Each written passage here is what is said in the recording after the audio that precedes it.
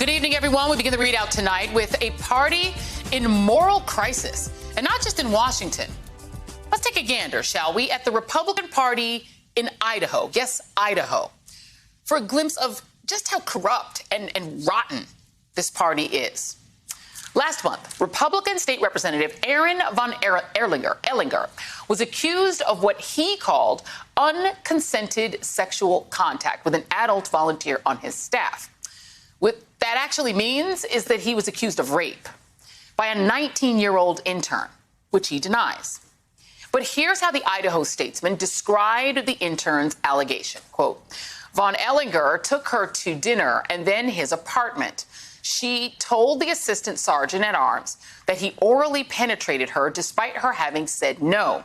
According to the written statement provided to police, she said she was afraid to be around him and noted that he has a gun. The Idaho House Ethics Committee voted unanimously last week that Representative von Ellinger engaged in conduct unbecoming, but he resigned the same day before the full House could vote to kick him out. Local police are still investigating the allegation. Now, this story is already horrific, but surprisingly, or perhaps not, given the state of the once grand old party, it actually gets worse. You see, almost as soon as the woman's allegation became public, some of the lawmakers' Republican colleagues and right-wing groups went after the woman, the 19-year-old victim. The AP reports one Republican lawmaker shared her name and her photo with a newsletter to constituents. Another tried to get a copy of the police report. And after she testified at the House Ethics Committee about her experience, members of a right-wing group followed and harassed her. Because the Republican Party doesn't fundamentally care about this victim, this young woman, just as they seem completely indifferent to the 17-year-old girl Representative Matt Gaetz stands accused of allegedly sexually trafficking. There have been no penalties for him. In today's GOP, he's good to go. Just as they stuck their heads in the sand over the former president's lies and the fact that he himself faced more than 24 allegations of sexual misconduct, harassment, plus an ongoing allegation of alleged rape. Instead, they've chosen to just elevate his particular brand of misogyny into the very ethos of the party, elevating characters like the aforementioned Matt Gaetz or Eric Greitens, who resigned as Missouri governor over allegations of an affair that also included him allegedly trying to blackmail the woman with nude photos. He is now running for a United States Senate seat.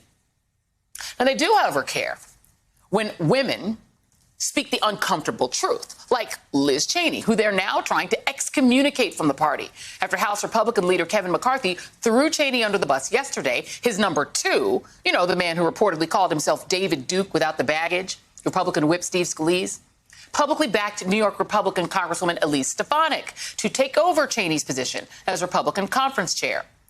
To be successful in the modern GOP requires you to bend the knee to Orange Julius Caesar, period.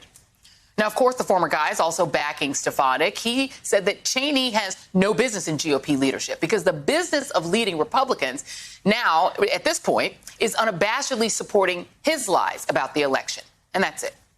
Stefanik tweeted obsequiously, "Thank you, President Trump, for your 100% support." Meanwhile, actual President Joe Biden weighed in today on the GOP's treatment of Cheney.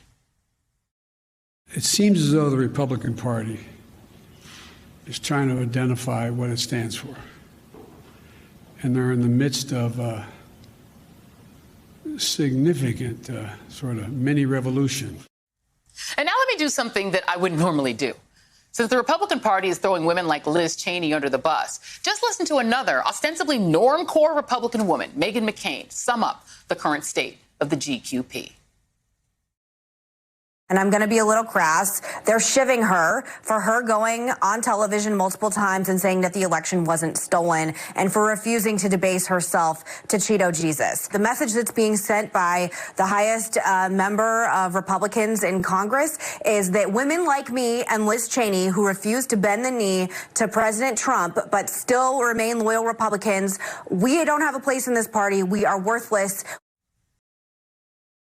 Hey, thanks for watching our YouTube channel. You should know that you can follow today's top stories and breaking news and catch up on your favorite MSNBC shows all in one place. Download the NBC News app today.